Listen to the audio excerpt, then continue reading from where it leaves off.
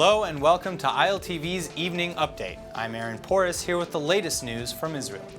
Israeli border police shot dead a 17-year-old Palestinian during a clash with demonstrators in the village of Tuku near Bethlehem on Monday. The violence erupted between a crowd of stone-throwing Palestinians and Israeli troops.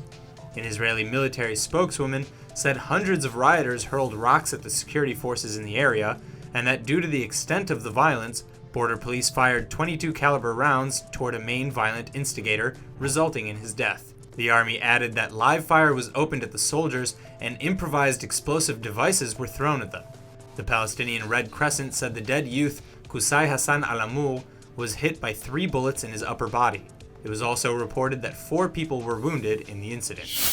ArabIsraeli MK Ghattas was questioned by police on Monday in an investigation focusing on allegations of fraud, money laundering, and forgery within his Balad party. Ghattas is already under another criminal investigation for smuggling cell phones to Palestinian security prisoners. Officials in the Balad party, which is a faction within the Joint Arab List, are suspected of fraud involving millions of shekels that were obtained from donors both inside Israel and abroad, including Qatar.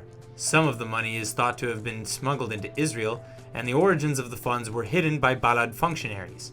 Ghattas slammed the investigation as, quote, a political witch hunt aimed at affecting his legal case by creating a hostile environment around him.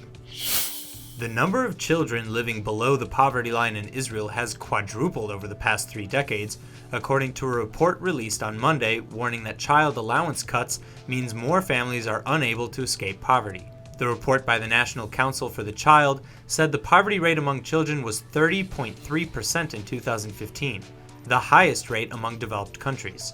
The report also noted huge poverty gaps between Jewish and Arab children, with 1/5 of Jewish children and 2/3 of non-Jewish children living beneath the poverty line in 2015. The data also showed that state payments to citizens, including unemployment benefits and child allowances, shrank and no longer provide any significant relief for families to escape the poverty cycle. The report also found that 86% of 18-year-olds and under have a smartphone of their own, and that the average amount of time an Israeli child spent on the smartphone was more than 5 hours per day.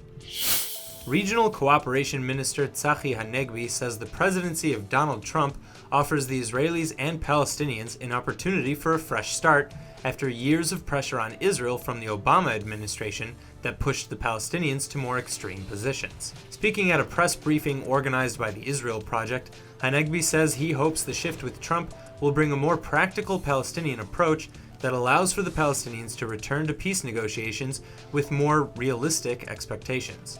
President-elect Donald Trump said his vision of negotiating an Israeli-Palestinian deal during his presidency have been hampered by the international community, quote, giving so much to the Palestinians.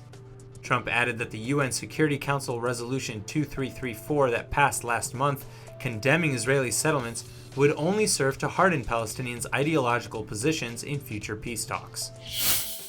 According to President-elect Donald Trump's Chief of Staff Reince Priebus, the Iranian nuclear deal negotiated by the P5+1 powers over a year ago is, quote, on life support.